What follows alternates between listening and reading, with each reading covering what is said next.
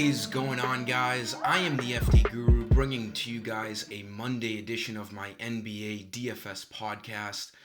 We have a pretty full slate of games tonight. We had a great weekend when it came to basically all sports, XFL, NASCAR, NBA. We had some really good hits, so let's ride that into the beginning of this week. And as usual, I'll be mentioning to you guys 5 plays that I like on FanDuel, one for each position.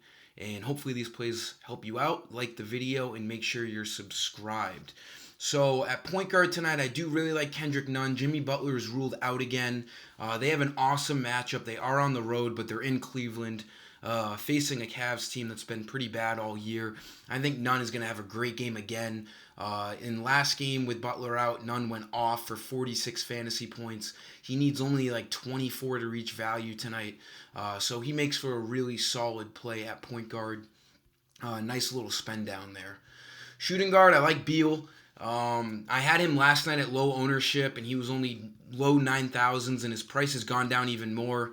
Now, they do have a tough matchup tonight. They are at home, but they're facing the Bucks, and they could get blown out. The Bucks are like 13-point favorites right now. But I do think Beal will reach over 40 fantasy points for value.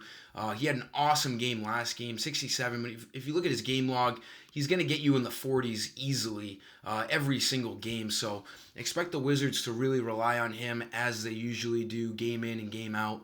A nice play at that low price for Bradley Beal. Small forward, I like Jae Crowder a lot. He should be seeing increased usage with no Jimmy Butler again, starting at small forward. He's been awesome since he went over to Miami.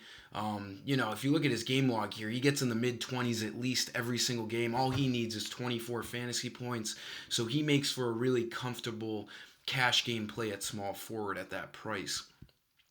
Power forward, again, we're going to utilize this Miami usage with no Jimmy Butler and their awesome matchup against the Cavs. I love Bam Adebayo. He'll be the number one guy on Miami with Butler out again. And we all know what he's capable of. He had 69 a couple of games ago when I had him, and he was the highlight of my video. So hopefully he can continue to dominate. He had a bit of a slumper last game with only 33. But if you look at his game log, he's a guy that gets you in the 40s every game as well. So he's a nice play at 8,600. He only needs like 43, 44 fantasy points, and he presents that really high upside. So he's a really nice play at power forward in my opinion. And then for center, keep out on the news here. I don't know who's going to be starting, but the Bucks are without Brook Lopez tonight.